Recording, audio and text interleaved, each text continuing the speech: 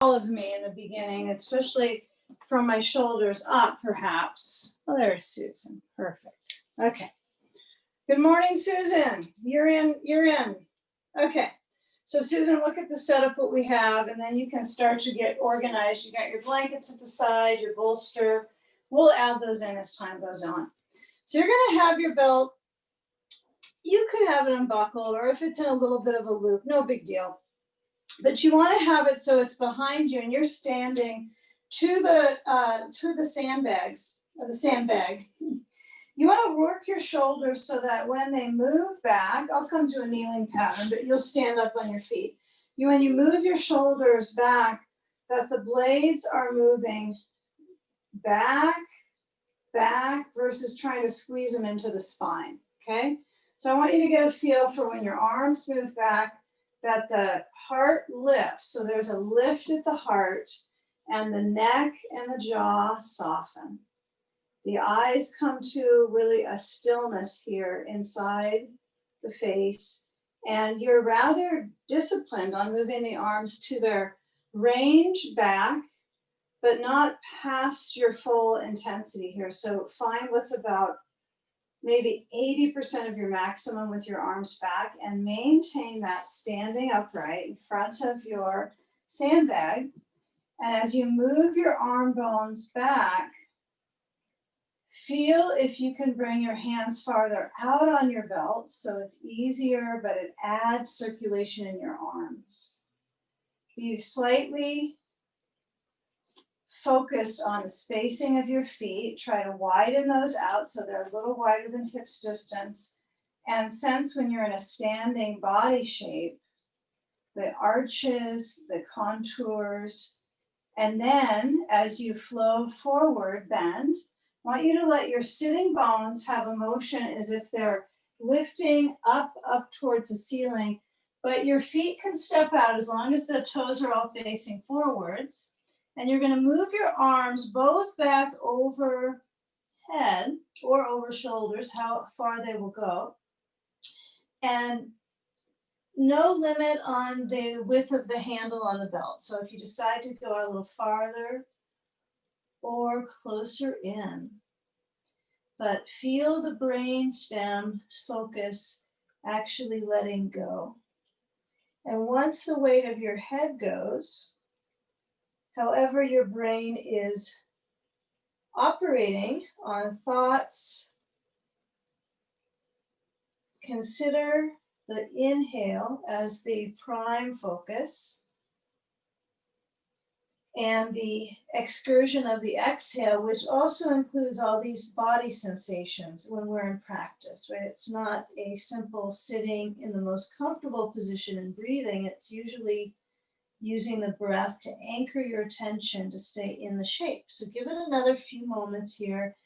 As the belt is balancing out your arms, if you feel an imbalance from shoulder to shoulder, I want you to lax the pull on the belt, see if you can maintain gripping it, but relax your intensity and start to loosen up that hold on the belt. In fact, you're going to let go of the belt and just set it anywhere besides you. And then when you reach forward to your blocks, I want you to actually step your feet up onto your sandbag so the toes are up and the heels are down.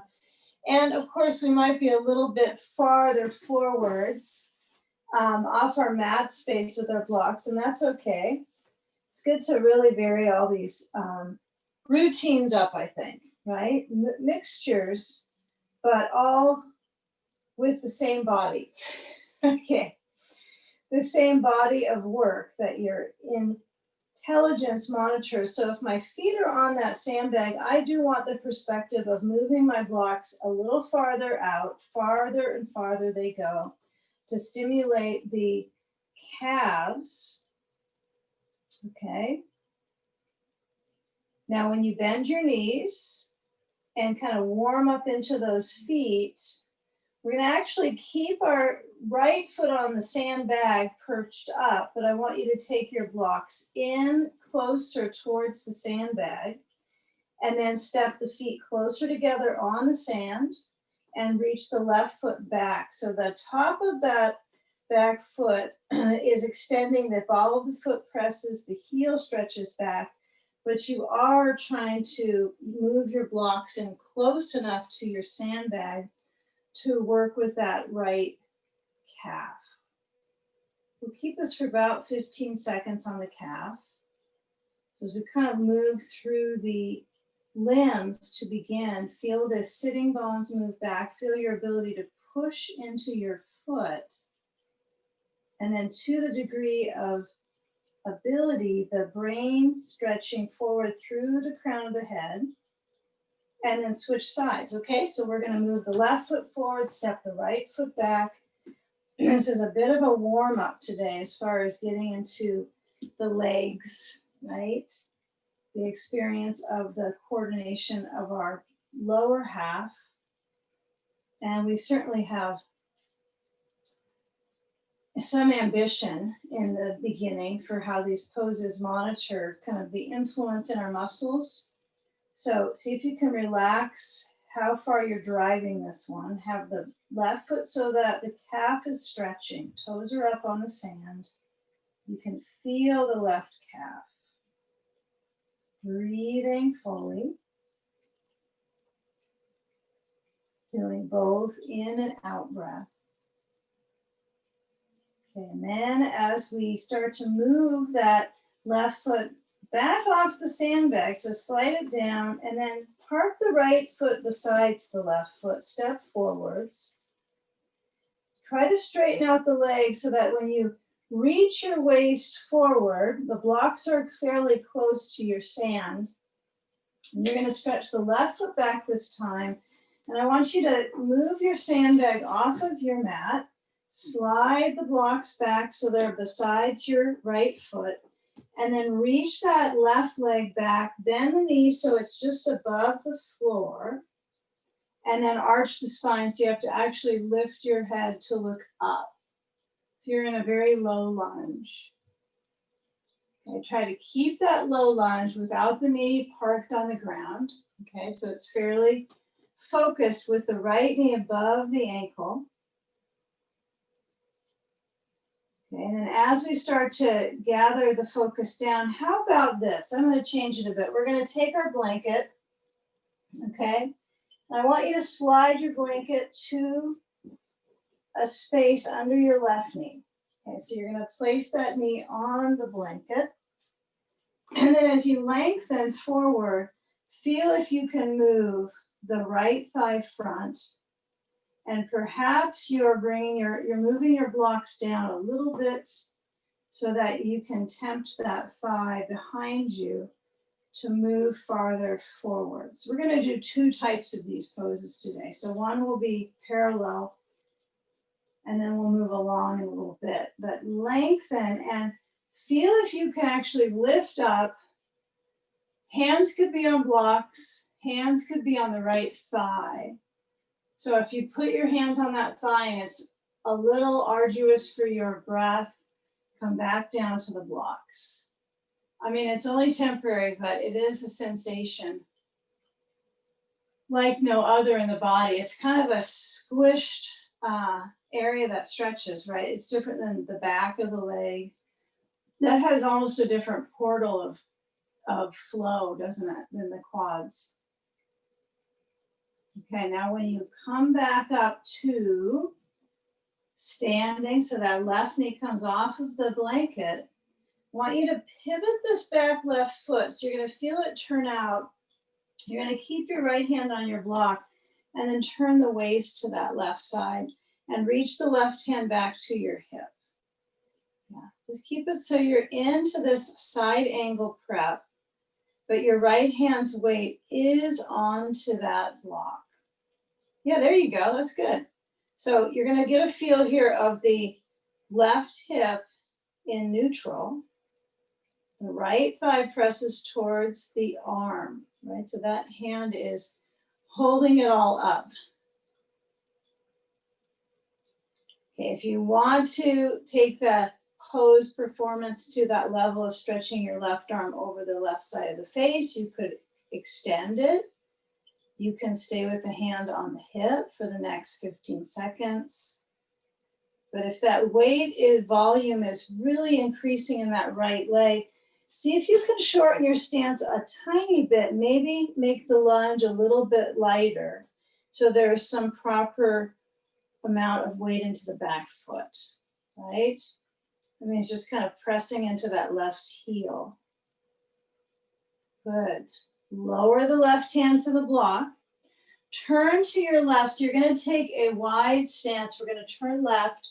Take just a short version of symmetry in the legs. So I have the feet out as wide as they'll comfortably situate themselves with the toes and the heels out. And I want you to actually let your hands stretch forward onto pushing the blocks out in front of you.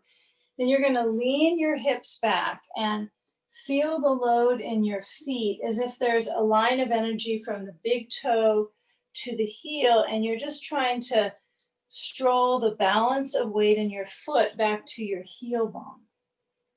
The leg should feel a massive stretch, even if you're mobile and quite flexible in your hamstrings. You want to feel like it's kind of gutting out the legs, full reach, both legs.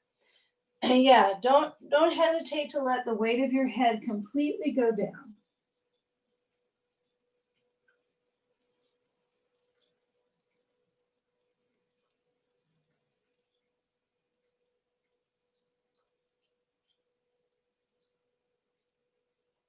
Now draw the kneecaps up, slide the blocks in, okay? Take a moment here with the feet as they move a little bit closer in towards each other. I think the right way to do this one so we feel balanced is to turn to our left side. So I know you're turning other direction, but you know, if that back heel follows suit with your position, your back foot is still turned out a little bit, you can generally mobilize into the second side quite nicely. So the left hand is behind the left foot with the block under your hand, the right hand to the hip, and then turn the waist. Yeah, I'm not working with an incredibly wide stance, but I'm really curious about this back order of things in my hip around the back corner of the waist. So however I want to kind of perform the pose, I'm going to orient myself to the weight in my left foot, all the way in through the inner leg seam, feel all the way to the back seam, and perhaps your right arm goes over the side of the face. But let the weight balance steady in your feet. I think the block is an important part of the weight, but be realistic for how you turn your head. If it feels better looking down, turn your gaze to the left foot, if so, and consider how the pelvis is balancing, or if it feels like it's pretty frazzled here, it might not have any ability to really monitor your body weight. So notice kind of the pelvic coordination or lack of.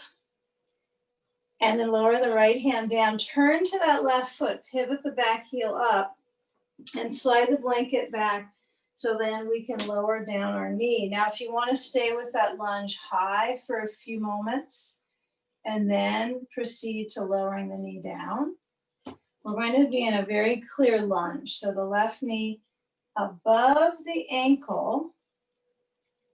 I like to play with feeling kind of that separation of the front band of the right leg. So I've got to kind of let my right foot either reach back through the ball of the foot, feel the tailbone in, right? But that doesn't really mean tailbone tuck, right? You get a feel of your pelvic center balancing below the waistband.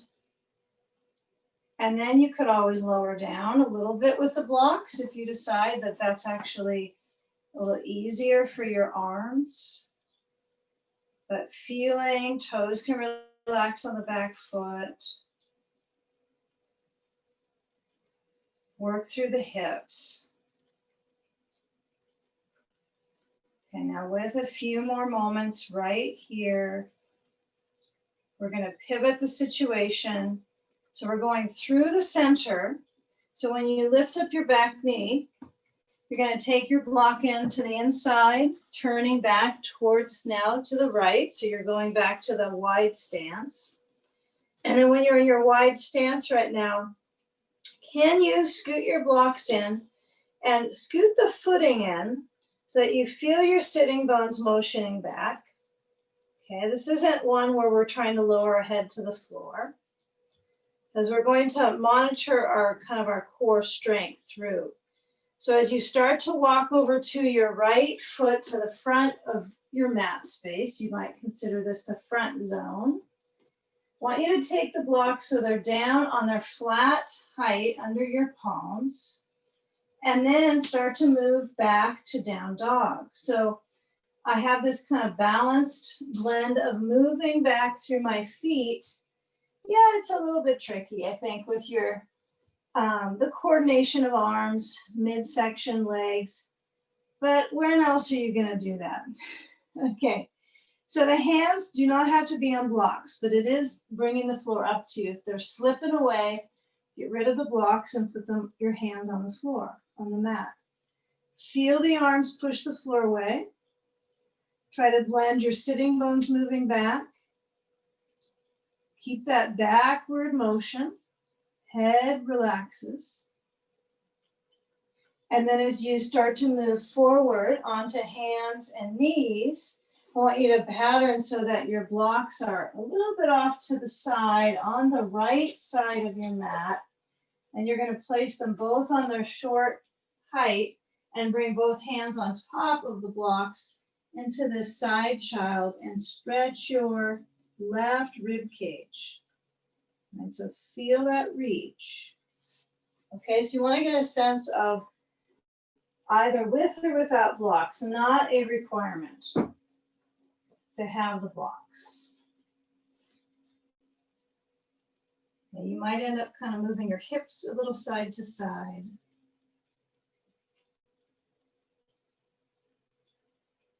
Take it to the other side. In between the two sides, you really do have the freedom, if you want, to move into an up dog.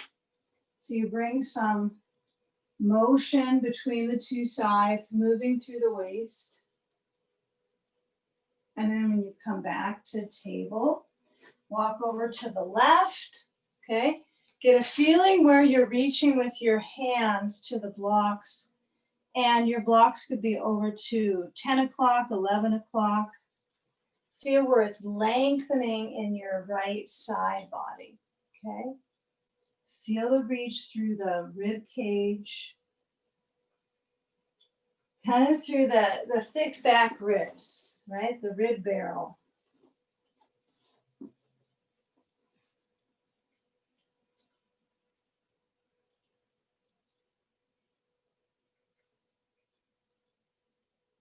Now when we come back through the center, we're going to take our bolster now and place it right in front of your blankie.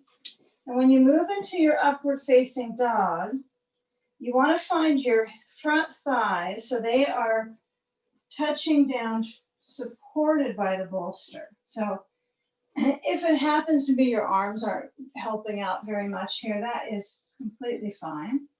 I want you to monitor the input of lowering down your waist on the bolster. The hands open like you have these gargantuan hands. You're going to open out the hands, spread out the fingers, feel your elbows by your sides, and then when you lift up the waist, can you have some concentration so that the legs do feel like they're separating back so they're wider than hips distance, but you want to help out your midsection to find some ease, not a lot of pressure. And you're going to take kind of baby back bends here. So you're going to lower down so your ribs are on the bolster now, but instead of the elbows down like Sphinx pose, okay, we're going to keep our elbows by the sides, but not on the floor. They're pretty close, but they're right next to my ribs spatially. And then feel here, tailbone in. So it kind of has the tail tuck variation. But as we lift up our brain, so the back of the head lifting, so we're in a baby back bend cobra pose. Okay, now hook your toes under. So the toes are hooked under to bring energy through the legs. And then when you start to lift up a little higher, I want you to lift up the knees off the ground so that the toes are under, knees up. Okay.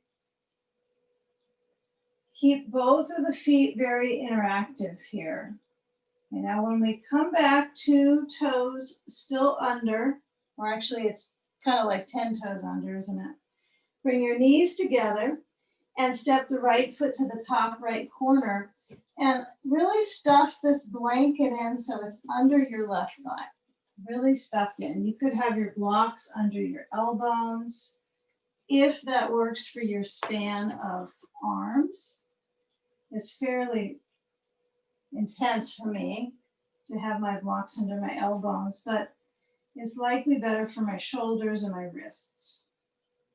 So can you let the back side really get kind of up on that bolster enough that the toes could either relax, or you could feel what it's like to bend your back knee and draw the foot towards the buttock. It doesn't take much to really feel that. Sincerely address the leg. Don't know if I want more of that or less, but if I was to look back to my foot and if it's kind of crossing the midline, it's certainly not ready for the stretch. Right, so give it some time, which is in seconds for the class, not for hours.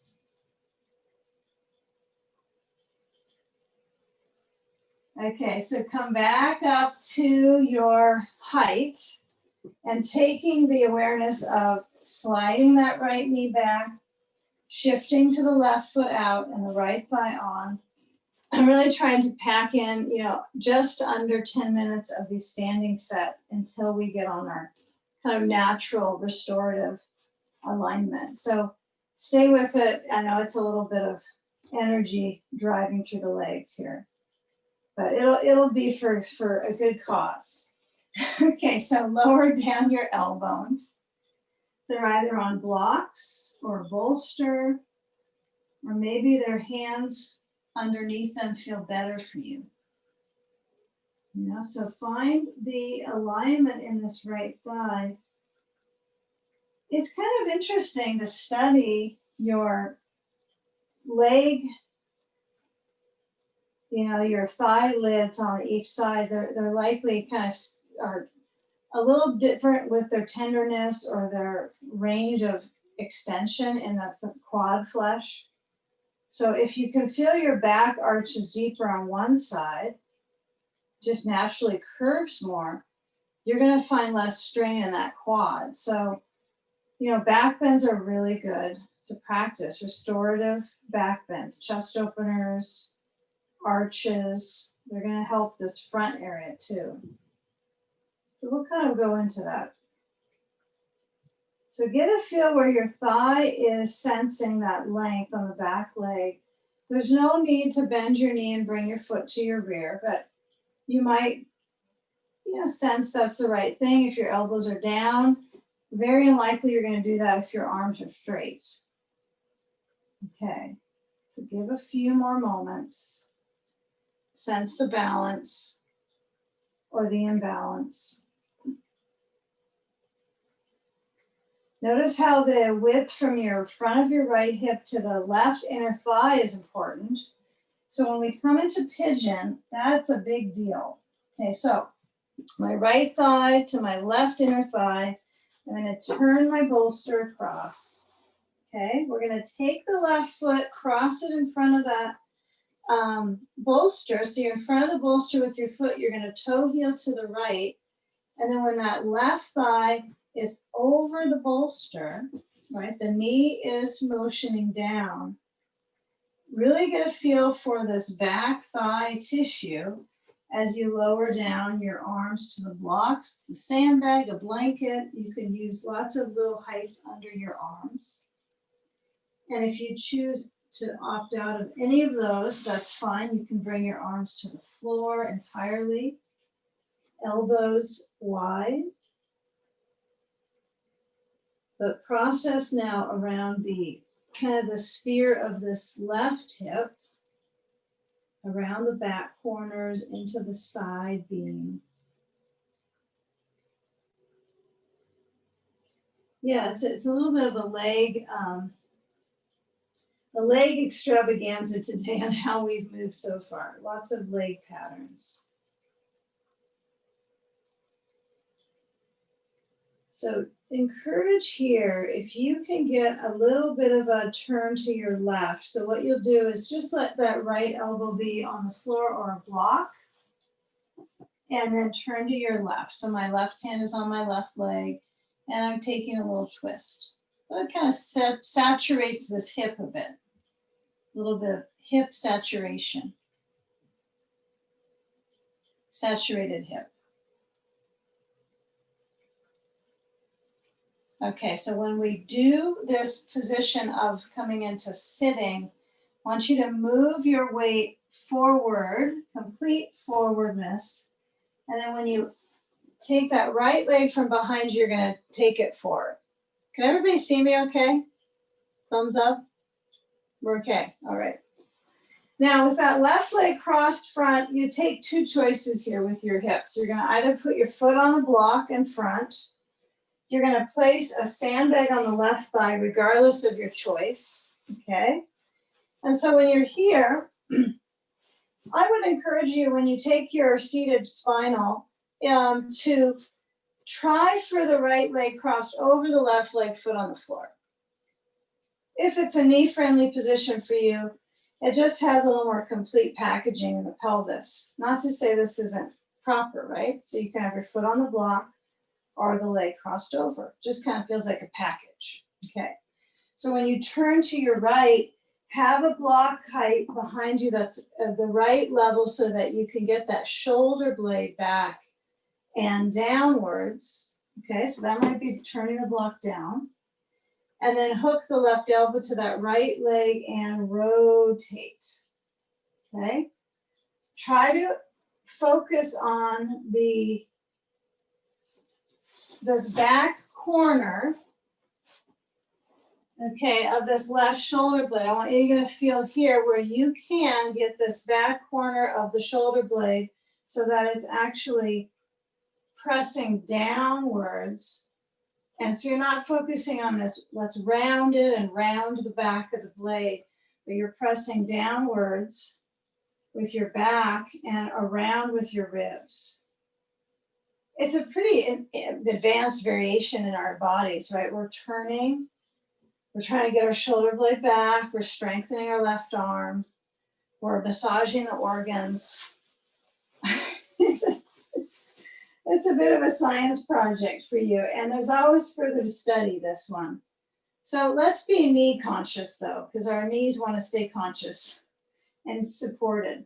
So when you unwind this pose, I do want you to try putting your foot either on a block, I'm going to go for the block, or onto the, simply on the floor, and taking your reach, you're going to lengthen your waist forward. You don't need your block. Place under your hands. You don't need your block under your hands, but place your hands on your bolster and stretch out through that right hip. So the right foot is on a block or on the floor if you don't like that block version. Okay.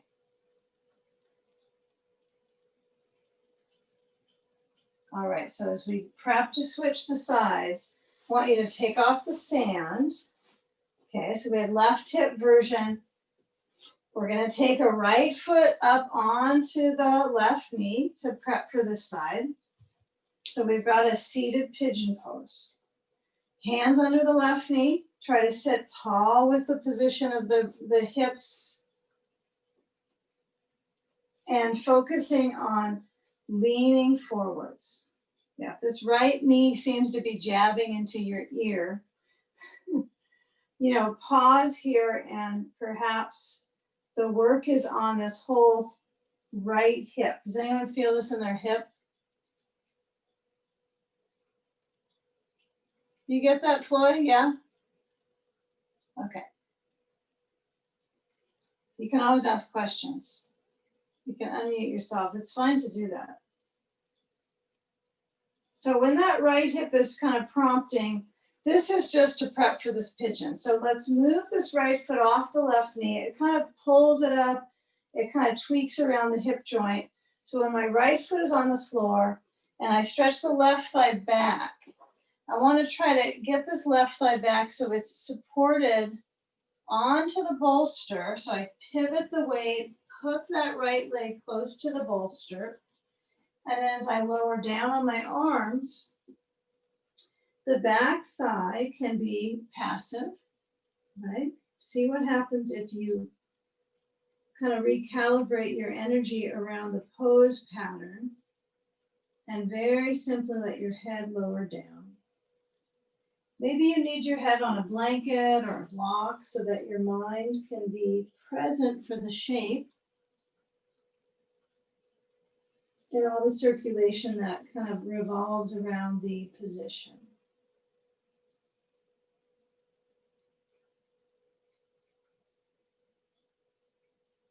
Feel the balance in that right hip.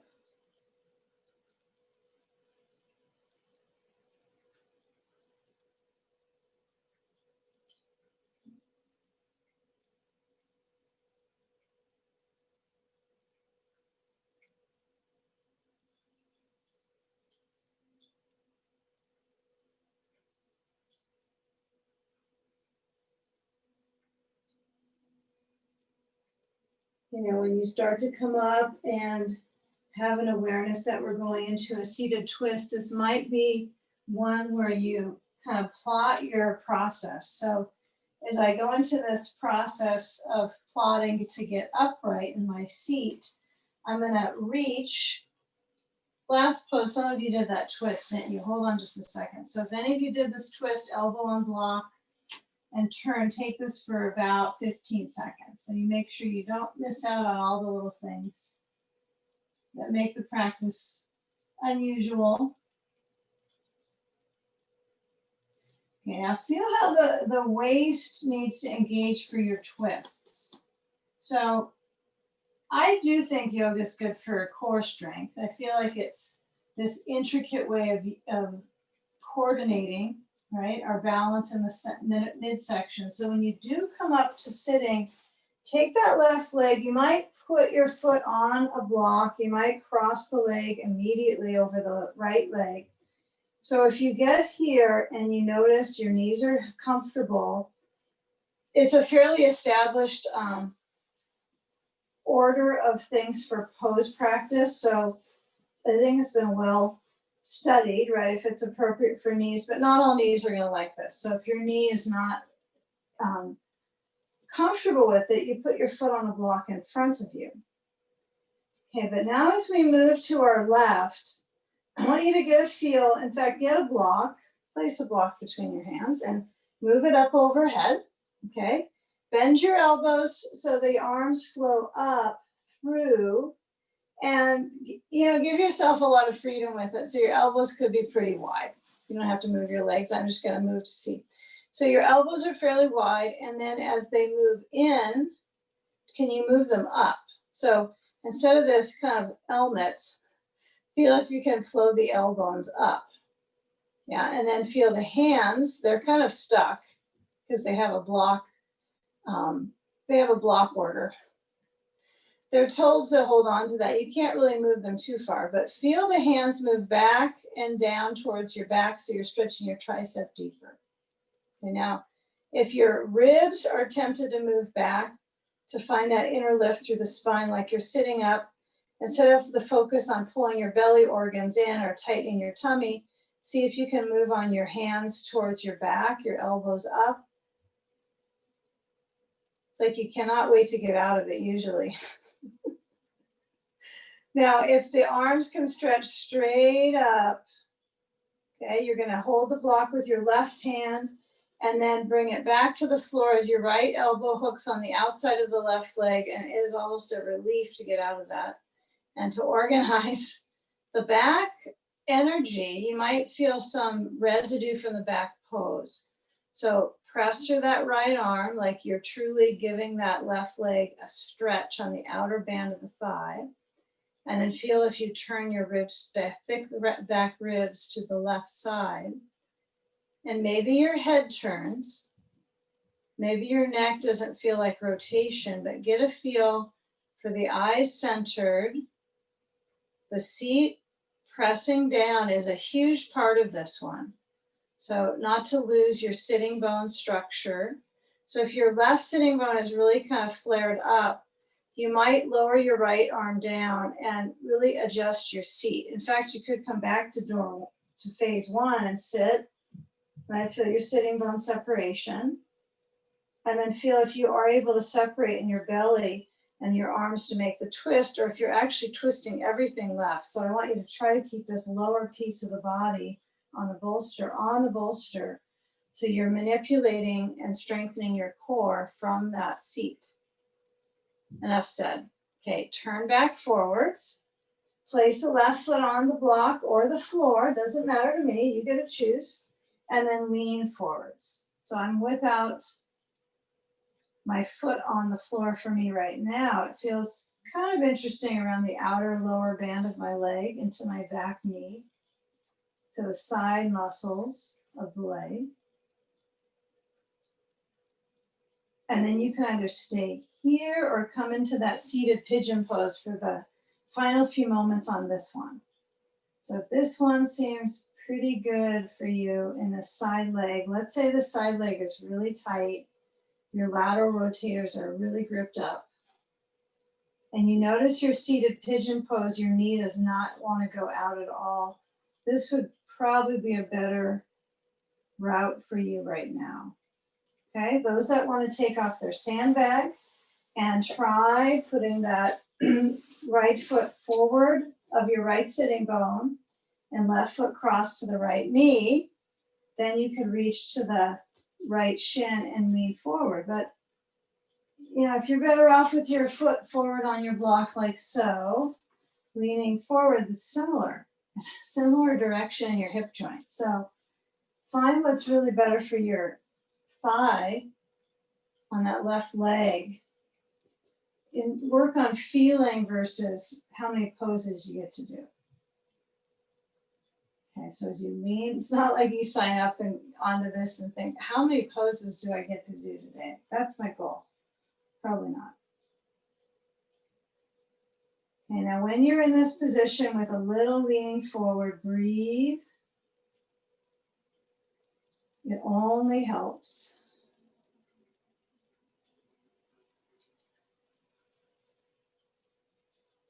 I know, Flo, you can always chime in on that. That would be a reason to unmute, huh?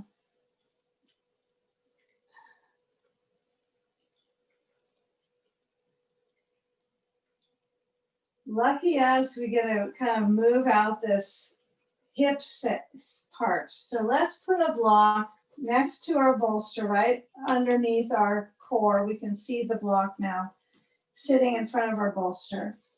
You're going to uncross. You're going to lower down on your back. So here's how we're going to operate this one.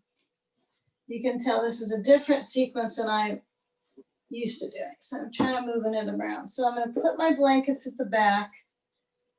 Okay. It's Monday. There's new things to do. Okay. No matter what's going on in the world, there's new things to do in my yoga sequences. Okay. So I've got a couple blankets at the back, and I'm going to sit on my block and bolster. Right? I'm sitting my tailbone on my block. And when I lower back, I want to have my head on my blankets and my arms between the two worlds and my sand on my thighs. So I'm going to get sand and load it on my legs. Stretch the thighs straight forward and down. Put your sand over the top. And now things are going to get good. We're going to kind of iron out all this work that we've been tinkering with. You know, we've been kind of toying with some things and not getting a real deep edge on it. So now we're going to go a little deeper with it. So when you have your support here, you can have a belt, hold it overhead. You can minus the belt, arms are stretching out comfortably so. And then separate your feet so that the heels feel like they're dug a little bit into the floor, okay? Kind of depends how you're oriented on your mat. You might be off your mat a little bit. No big deal. Yoga is not only on your mat anyway, so that's just sometimes how you arrive. So feel the parked body and the sensation of breath, even at the back of your throat. Relax your eyes and sense the circulation at the top of the lungs. This almost immediately brings a breath to the top of the lungs. So if you have multiple sandbags, this is a good one to just stack them on, legs, ribs, anything you got.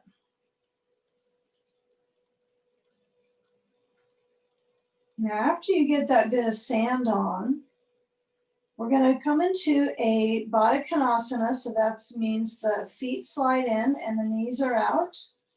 Feet are together, soles together, knees out. Cobbler's pose.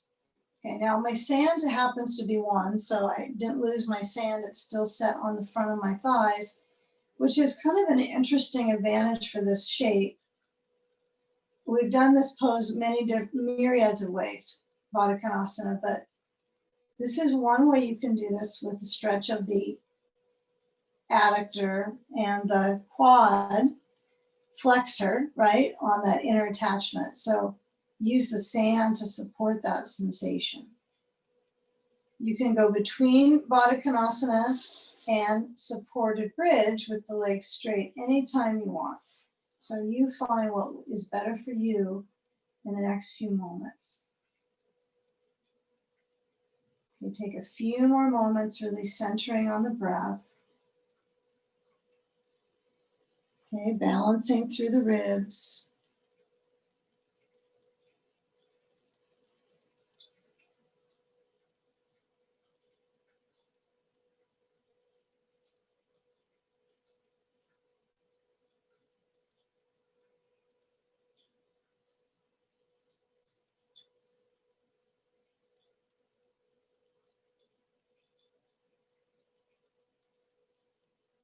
Now with the feet now coming back down, so you're going to straighten out the legs, okay?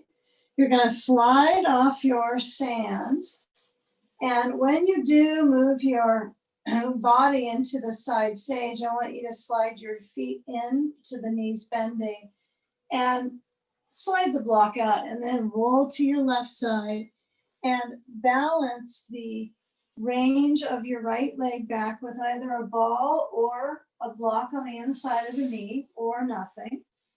If you are high enough on the bolster, you might find that the back leg has a substantial amount of support with the footing hooked down, but that's not really true for everybody, right? I find I like to have something that I can park my leg on top of, so I feel like I can just be and not trying to beam up my leg somehow. So get pretty close in touch with your blankets under your head so your head can kind of burrow down into them.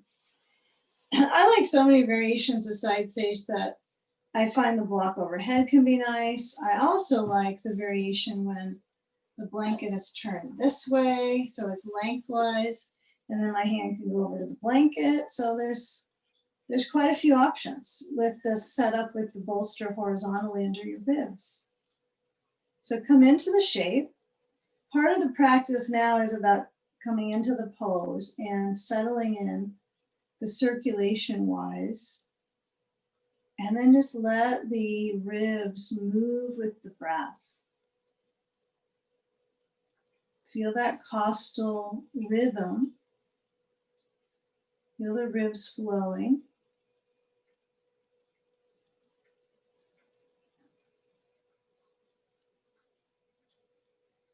And if there's no drive for you to move the tailbone in, Feel if you can let the upper arm, whether it's overhead or if it's behind you, if it's a little sore, you might let it rest on your side. But feel where your head's weight above your neck can just relax into the blankets.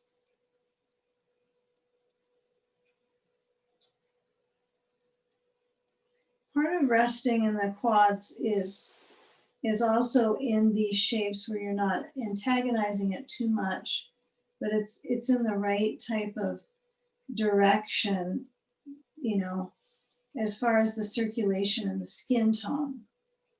It's not hinging. It's elongating.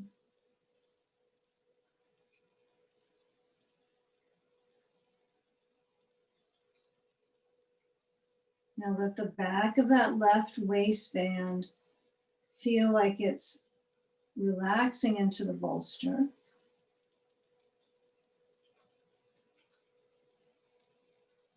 And let yourself roll to that second side how you want to. If you would like to go from your back to roll, or if you want to go through an upward facing dog, you would turn in towards the bolster and take the blanket set so it's just as is. You leave it as it was when you started here. And then as you lengthen forward, you make way of reaching through the torso. But you let your hips really fall into the bolster. Okay, so lengthen. I know it seems like there's not a deep, deep stretch, but it is inviting to that messaging to the hips. So when you come into this kind of curled hip position, you're going to pivot to your right side sage now. And then as you pattern the ball in the inside of the knee, the sand and all those good things, let's come into the second side sage. But be a little curious about how the effectiveness is of your body surrendering into the shape, right? So sometimes you get all of your equipment on and then there's more to do, right? Even though you got your equipment on or under you, there's that inquiry internally of how do you kind of fall into your hip weight, your body weight, how you hold it is a huge lesson, right? In a restorative is how you're holding your body weight. So feel ways of holding it so you get some spaciousness inside. And that's kind of the whole purpose, right, in the practice is to feel a little bit more inner environmental spaciousness. This is inner environmental studies. The left arm is actually pretty gangbusters about reaching for my ribs success. But if my arm hurts, then I don't do that, right? I have my arm a little bit more balanced and protected. So it could be hugged in, could be behind your back. Be gradually centered on the breath.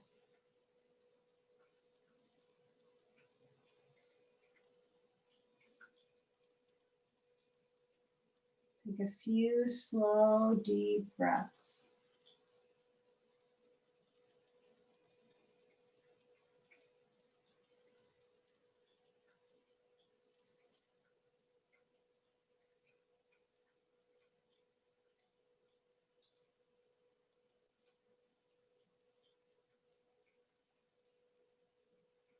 And now when we do the motion to get back on our bolster, meaning our back on our bolster, you're going to first turn to your right so the left arm lowers down. And this time we're going to actually move on to our back entirely on the bolster. So I want you to take the ball aside. If you've got that, you're going to pivot so your bolster is now under your seat, sitting on top. I've got this whole blanket set up back here. Only need one, if that. That's it, just one. So you can just kind of toss it back and get to that when you're on your back. So I'm going to scoot so my tailbone is very centered forward on my bolster. Okay. And then as I lower back, I want you to first start with your left leg down, straight down. You're on your bolster, of course. You're going to put a sandbag on it. So the top of that left thigh has sand any which way it will stay. You know, it's kind of a quasi, it's not always like straight down. That works good for me. It's best that I feel like it is touching on the very front of my hip bone. If I kind of squish around where my pelvis meets the femur, right? And I just let that sand be. I'm going to put my left leg out a tiny bit because I know it's going to roll out. So what I'd rather have is my hip bone working with that versus just my knee turning out with my foot. So I'm going to try to let that whole leg flush down. Hopefully your belt is easy to get right now. It didn't remind us to have that nearby. So find a belt.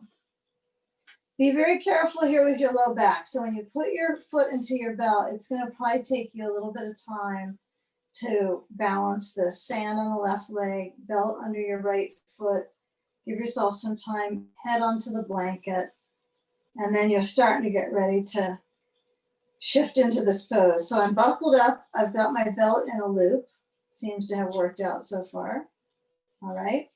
So take your hands. So what your belt loop is, you know, it's fairly wide. It's wide enough that it would hang to your collarbones. It's a good length. You don't want to have the tail hanging in your face. Okay. So you're going to reach your belt back overhead. The hands are inside the belt, so your hands are in a pressed together position. So when my arms move back, you know, my work right now is on stretching through my hamstring, but actually the left leg, that fabric, has a subtle quality of stretching when my right leg goes back. Okay. So instead of putting our belt behind our head right now, I want your head to be relaxed on your blanket. And so your hands, if you haven't figured this, the hands are in prayer, and the webbing of the thumb to my index has the belt. Okay, so when I do move back with my hands, I'm getting a little bit of sensation in my shoulders on the sides. Okay, now feel your elbows move out to the side, like you're going to crash down on the crown of your head with your prayerful hands. Okay, it's kind of a fun position, actually, isn't it? It's interesting wrist stretch. Okay, now when I stretch the arm straight back, back to the back, and then I bend the elbows. Now, see if you can bend your right knee here. So working on bending through the leg.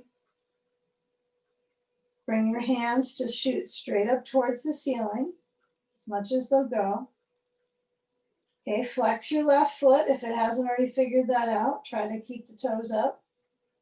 And then move your arms straight back.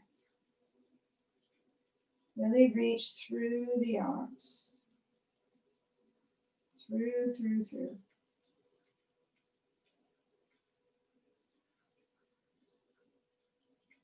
Now, as you push your foot into that belt, I want you to let go of the hand pattern you have and hold the belt with both hands.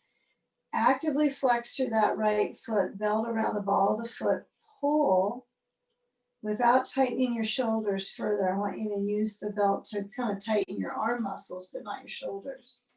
So feel the arms and the elbows pulling down. And relax your left foot. I know it's going to probably want to work its way back out anyhow.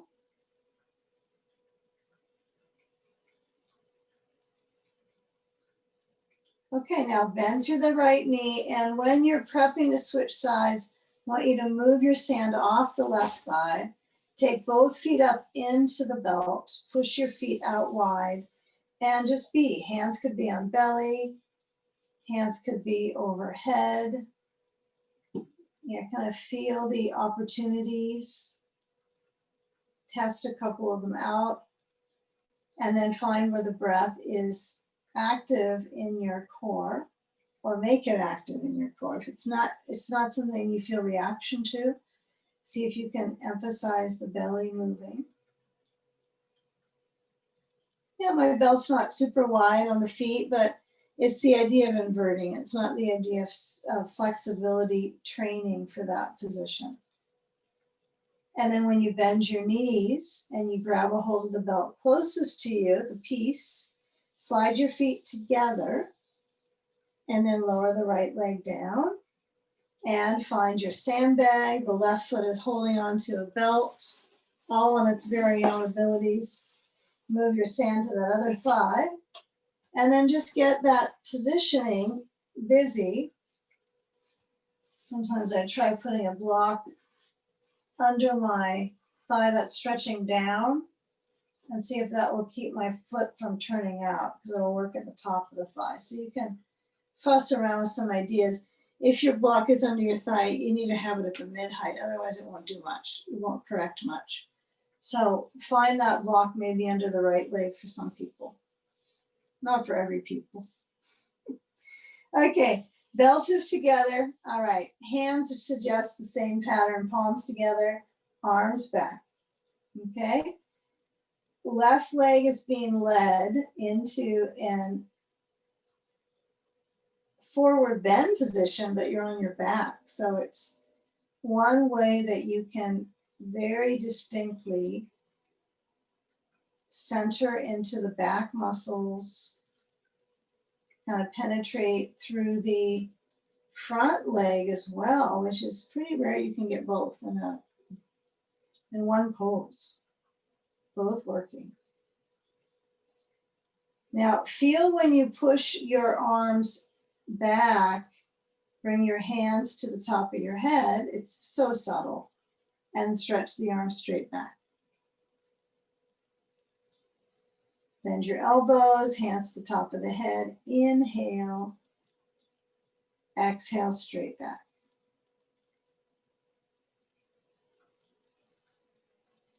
Okay, now keep the arms in that same pattern, stretching arms fully. This is a good arm pattern. However, it does load in the upper back, the trapezius. You can feel that upper back muscle go up. So now when I push my foot forward and I grab the belt with both hands, equally feel your elbows center down. So they don't have to hook in towards the midline. Just let the hands hold the belt and the elbows, anytime you can let them dangle in the right direction without irritating the flesh and the muscle is the preferred. So find what's organic for you. Flexing the flesh of the left foot. Breathing.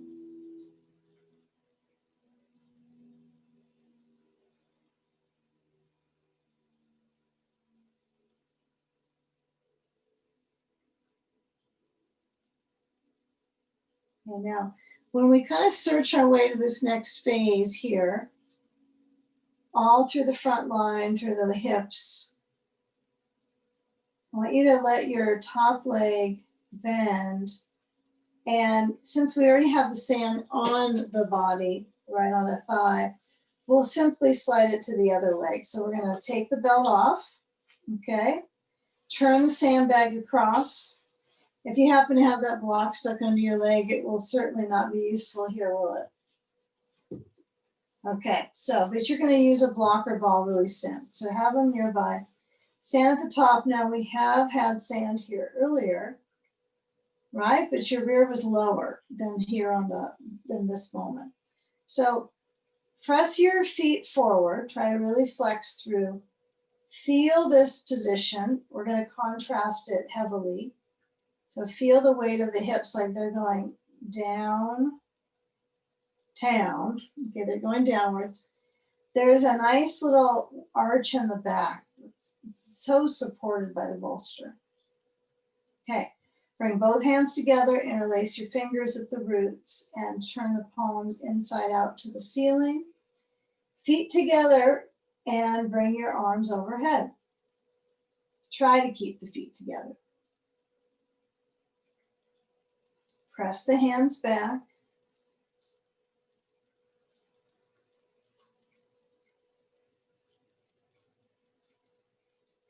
Okay, now as we bring the hands back to the sand,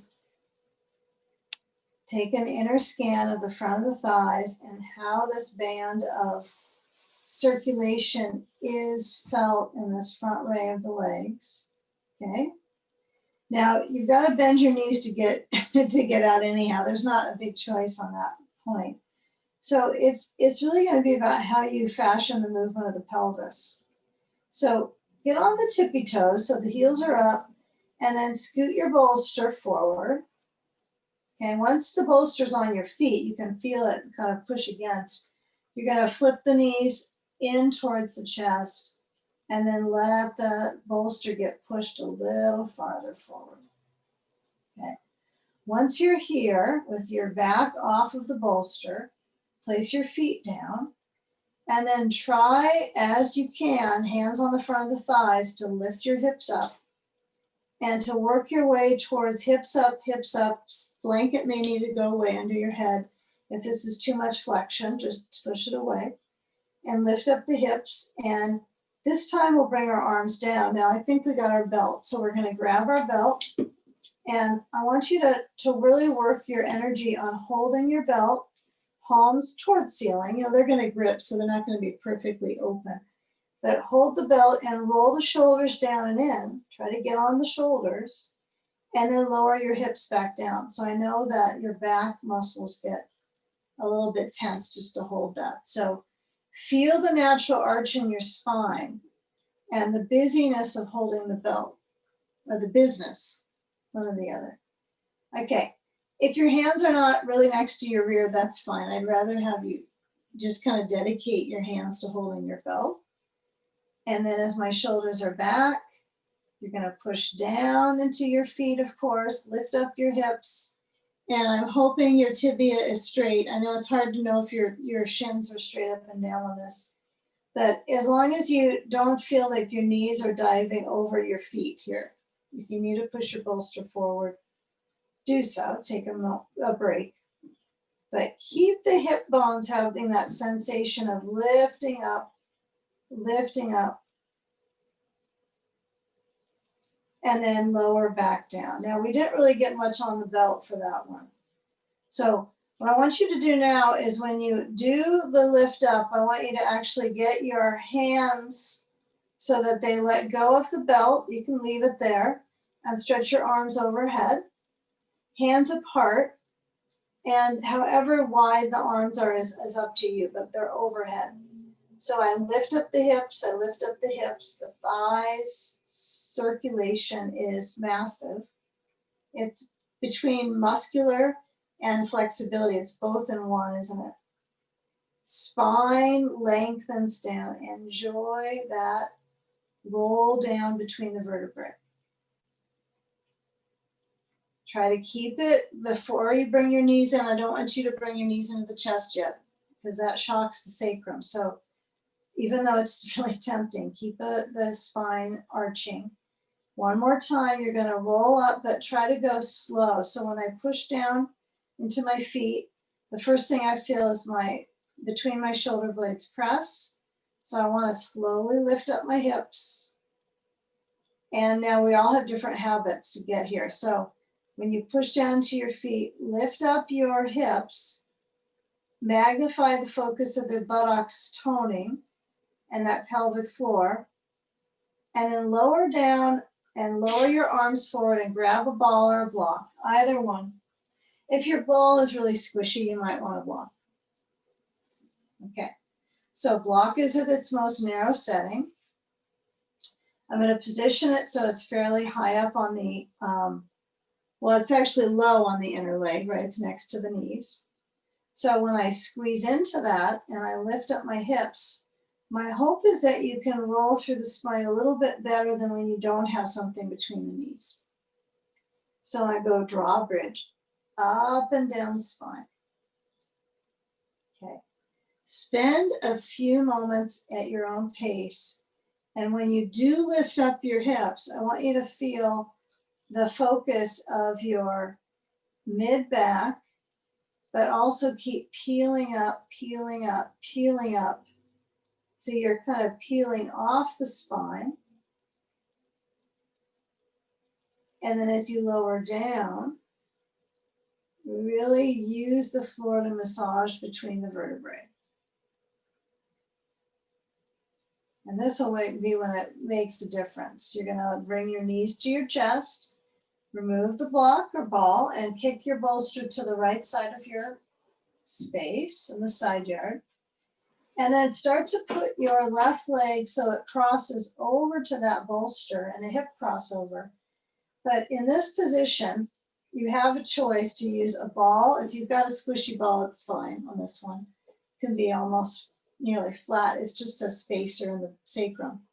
So place that ball there, and or probably a towel would work better than a block, to be honest, if you don't have a ball. And then get a sandbag to that exterior left thigh. Put it across the leg lengthwise from hip to the external part of that left knee, and stretch your left arm open. Okay, if you want to add a little deltoid into this one, you can. It's a pretty big muscle, but little deltoid move. Right arm crosses over the upper chest, left hand holds the right wrist and gives it just a nice tease, right, of sensation through the deltoid. Even if you got no deltoid issues right now, it's a good preventative one. That's kind of what yoga is anyhow. But in general, finding some small movements for your shoulder joints. Let your eyes close. Feel where your head is comfortable. Steady the breath.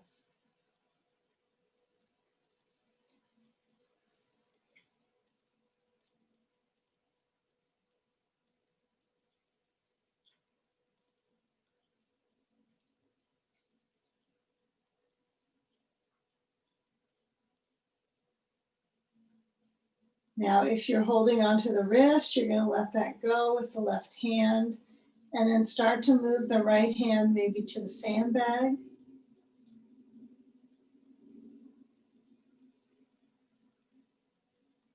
Now slide the sandbag and move your shape so that when you come back through center, you have about 3 choices on this one, personal choices. So you could take a counter twist, which would mean I turn onto my back, but I cross my left leg over my right, slide my right foot in, have a blocker ball nearby, and place it at the very upper outer left thigh, and then let the body, it could be a block though, this one could be a block, let the thighs go towards the left, counter twist. If the ball's too jammed in, it'll be too easy. That's the only issue. So the ball just makes it protective on how far you're going to angle your knee joint. So it kind of suspends the leg a little bit. If it feels too easy, I'd rather have it feel too easy on how it cross fibers and shears the knee joint than like it's almost a little edgy. So follow kind of the directions generally, and with caution, I think. Any of these shapes could cause too much stretch.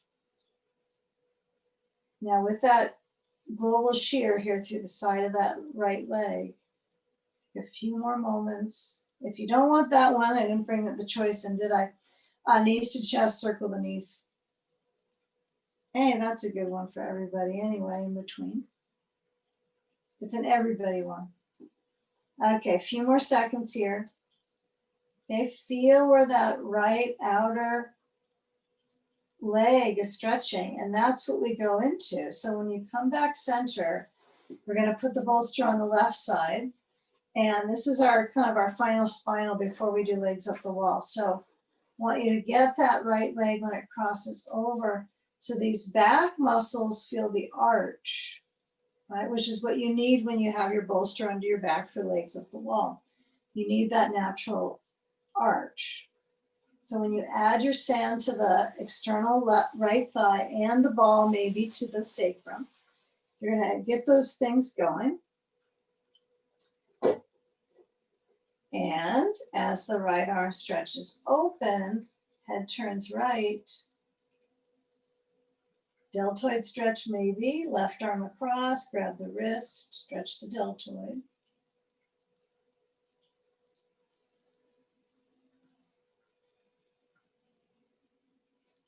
Truly feel where there is weight. And then where you don't feel weight. Right? Notice where there is weight, where there's no weight internally, compromising the organs. You're trying to twist and wring it out. So the class is quite an exercise in massaging the organs.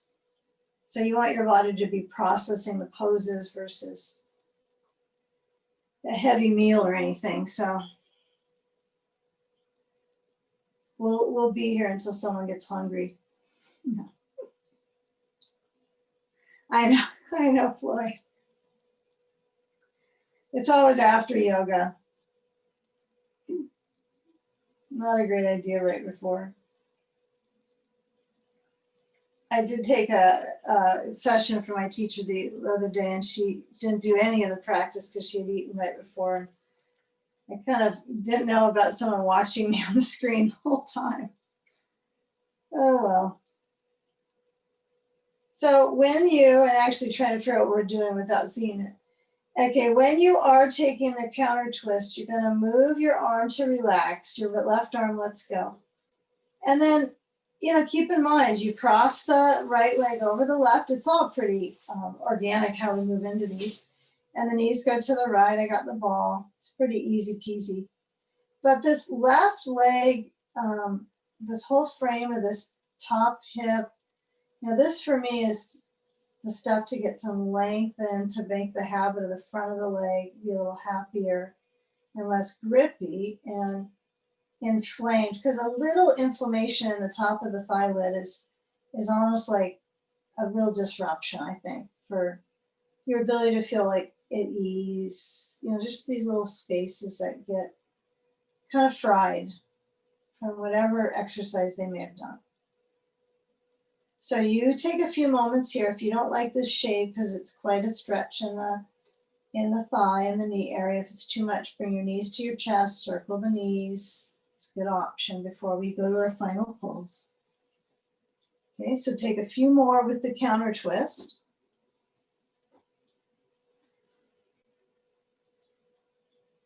Now, if you're going to do legs up in the middle of the room, that's fine. You don't have to use a wall spot, but if you do have one, it's a little more centering for, I think, the whole inverted pattern, right? The brain can really rest. It's not trying to hold,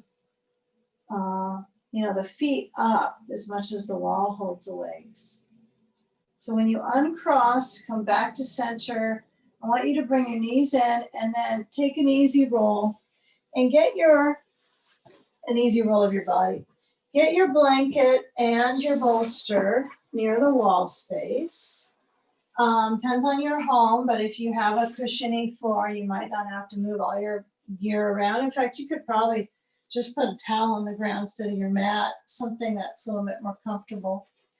Some of us are good bare bones with this one. Okay, so get a blanket for under your head. You might want it pretty flat though, okay?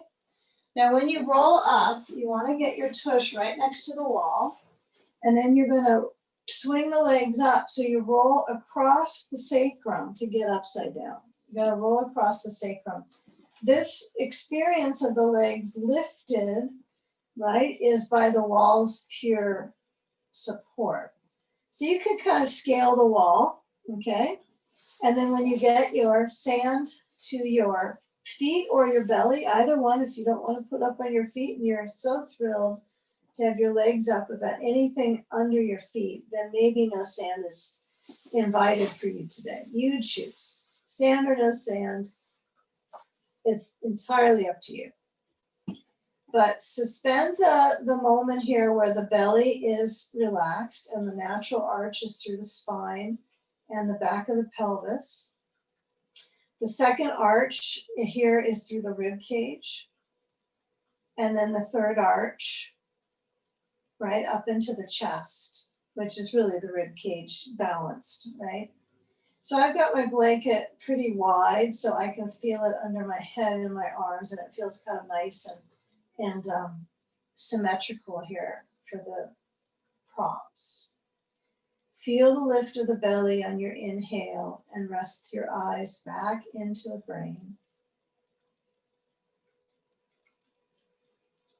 Let's be here in stillness and some quietude, just reflecting on your practice, whether it's your yoga practice, your breathing practice, that inner environment, movement with breath.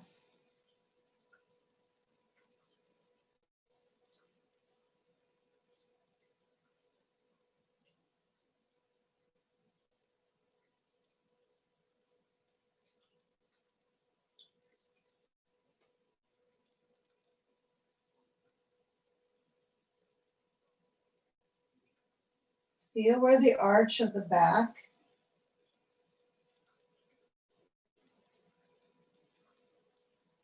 moves into the arch of your heart, opening. And let the softness at the space behind the heart relax into your upper back, into the trapezius, the shoulders, the brain. Just having a gradual sense of peace and balance.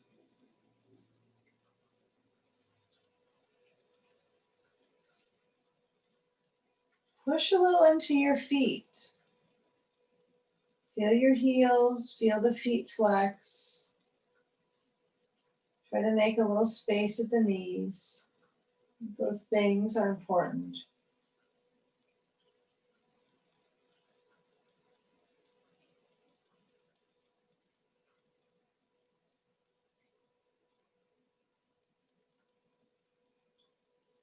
Now, once all the back parts through the spine and the lower back of the pelvis are met, you feel like you've kind of met the requirements. But with that meeting of all the poses we've gone to, we're finding that the essential practice is finding that stillness and centered of the mind. So as we shift this pose, just consider that perspective, right? How you can shift slowly. There's no rush, but that might be your life, right? When you shift from class. So feel how long you can stay with some of the energies. So bend the knees, you can move your hands in, the sand can go overhead. But as you let the hands reach to the legs and or the feet move into cobbler's pose, knees out, feet together. Feel the back of the pelvi press into the bolster. And then truly let your bones hug together so you feel the upper bones, the lower bones, and the arm bones kind of work themselves to stretch your spine. And the head can kind of feel like this different piece, right? Because it's got the thoughts in it, the time monitoring in it, all that. So as we try to keep that with body, we roll to the side and we let our hands bring us up. So let's take a moment. We're going to sit cross-legged, or you might sit onto your feet. You get to choose. But find this collective consciousness in all of our homes coming together to bring balance. And let your hands find either resting on your lap, you're cross-legged, or sitting onto your feet or your bolster anyway. And feel where there's some levity at the heart space, some lines of focus into your heart.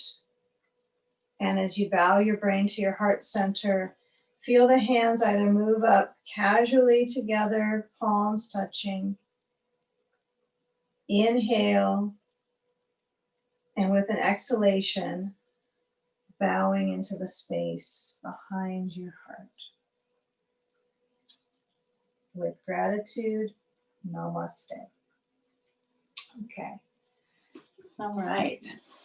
Thank you all for being here today.